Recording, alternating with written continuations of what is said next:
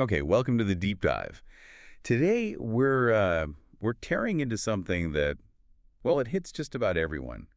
How we grapple with problems, Mm. big or small, Hmm. the kind that just seem to sit there blocking the road. hmm And the source material for this one, it's an essay with a title that might make you pause a little. The Power of Negative Thinking. Right. It's from a collection aiming to sort of challenge how you see things. It definitely grabs your attention. And, the mission here for this deep dive is really to get to the absolute heart of that essay's argument. Yeah. It makes this claim that honestly sounds a bit wild at first. The real problem isn't the situation you're in. Okay. It's how you're thinking about it. Exactly. Yeah. And in peeling that idea back, the essay offers some surprisingly powerful insights, Yeah. especially about negative thoughts, the ones we're always told to just push away. Right, and what true emotional freedom actually looks like. Forget the fluffy stuff. This is about diving into something, practical.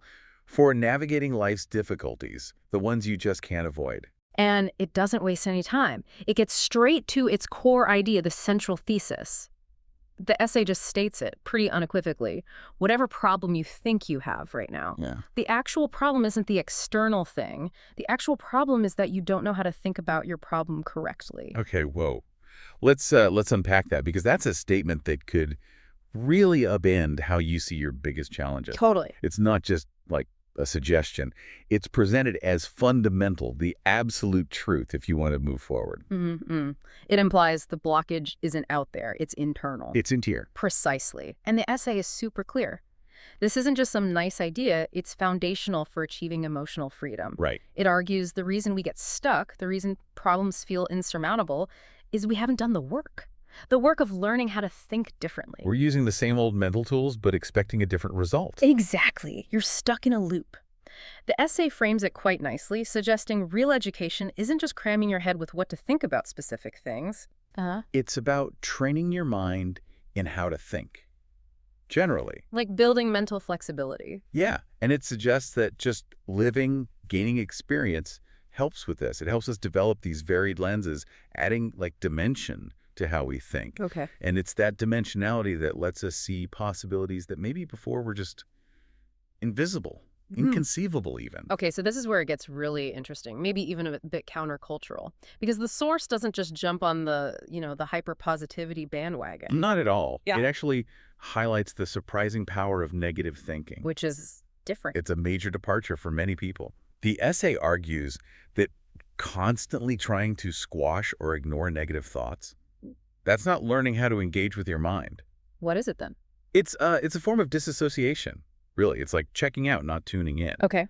Instead, it makes the case that negative thoughts are incredibly informative, Yeah. just as informative, maybe even more so than the positive ones. Informative, how though? Like a warning signal. Exactly. The source suggests we can learn to see them not as failures, but as directives, instructions almost. Okay. When we apply discernment, and that's a really crucial part, negative thoughts can actually help us clarify what truly matters to us and, the depth of our concern or desire about something. They point the way.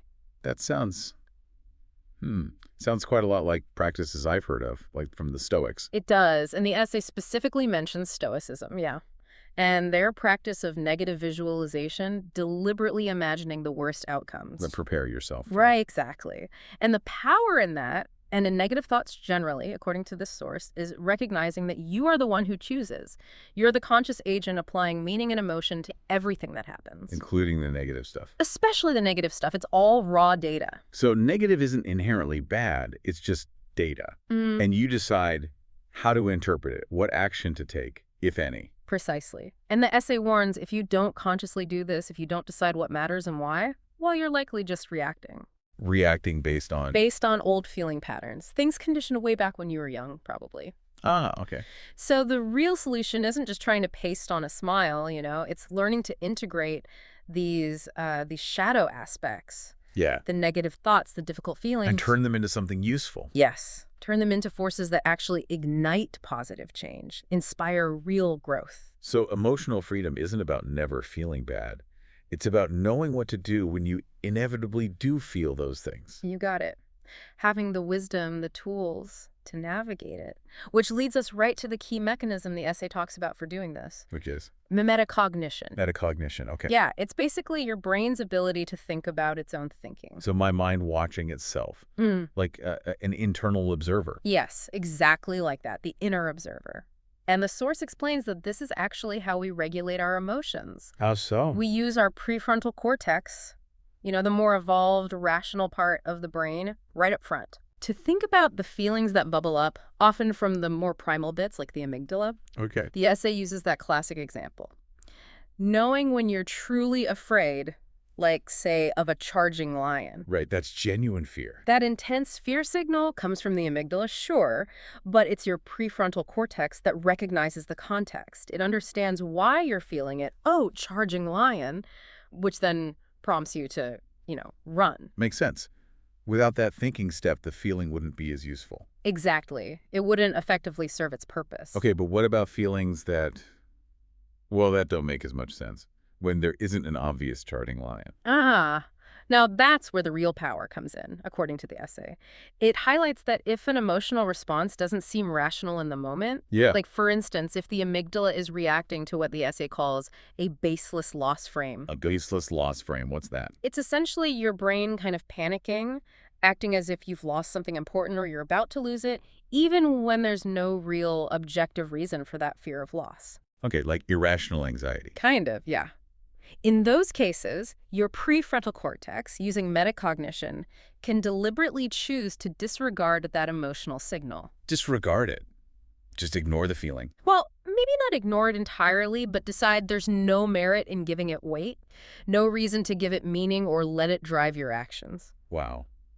So you feel it, acknowledge it maybe, but then consciously decide, nope, that doesn't track. I'm not buying into that right now. Exactly. You're not just reacting blindly. You're choosing whether to validate that feeling with your attention and belief. That feels significant. It is. And this is how we loop back to that initial thesis, you see. Okay. The essay's argument. The problem you perceive isn't the event itself. It's your internal reaction, your interpretation. Right. Seeing something as a problem might actually be a flaw in my understanding or where I'm putting my focus or just my limited perception of it all. The problem isn't the problem. The way you're thinking about the problem is the problem. It could be a signal I'm refusing to listen to. Or maybe you're just layering way too much meaning onto something simple.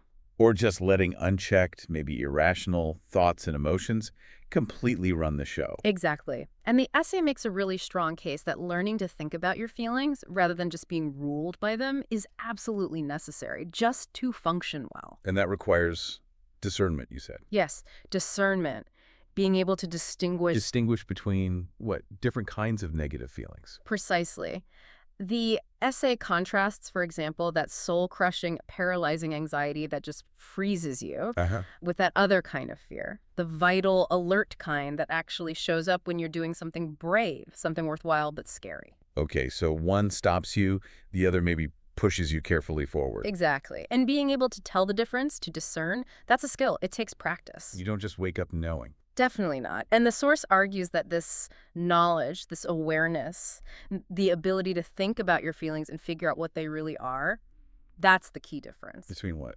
Between people who manage to turn obstacles into opportunities and those who just get crushed by uncertainty or difficulty. So it's not just about feeling things. Yeah. It's developing the skill to understand them, categorize them, and then consciously decide how or even if to respond. Right. Which brings us to another really powerful point from the source material. Okay. The essential role of discomfort. Discomfort. Nobody likes that. No, but the essay suggests being uncomfortable isn't just unpleasant. It's actually a powerful catalyst. How so? It forces us to think in ways we wouldn't normally. Yeah. To consider options that were maybe unimaginable before, simply because we were too comfortable to even look for them. It shakes you out of your mental habits, your inertia. Absolutely. The source even points to experiences like, say, heartbreak. Intensely negative, incredibly uncomfortable, but potentially crucial for human growth. It's a prime example of the obstacle becoming the way forward. Finding the value in the difficulty. Exactly. It's easy, the essay notes, to just enjoy the good stuff. That takes no effort. But finding something profound, something transformative, in the negative, that requires effort, real mental work. And that effort is what yields the deepest, most lasting results. So this whole framework, it really challenges you, the listener, doesn't it?